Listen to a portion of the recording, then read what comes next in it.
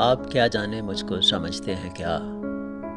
मैं तो कुछ भी नहीं। इस कदर प्यार इतनी बड़ी भीड़ का मैं रखूँगा कहाँ? इस कदर प्यार रखने के काबिल नहीं। मेरा दिल, मेरी जान, मुझको इतनी मोहब्बत ना दो दोस्तों।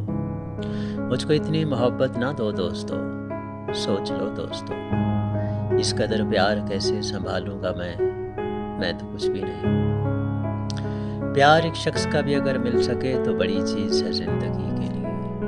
आदमी को मगर ये भी मिलता नहीं, ये भी मिलता नहीं। मुझको इतनी मोहब्बत मिली आपसे, मुझको इतनी मोहब्बत मिली आपसे, ये मेरा हक नहीं मेरी तकदीर है।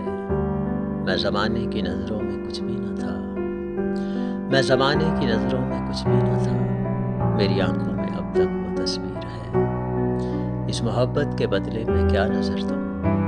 मैं तो कुछ भी नहीं। इज़्ज़तें, शोहरतें, चाहतें, उल्फतें, कोई भी चीज़ दुनिया में रहती नहीं। आज मैं हूँ जहाँ कल कोई और था, आज मैं हूँ जहाँ कल कोई और था।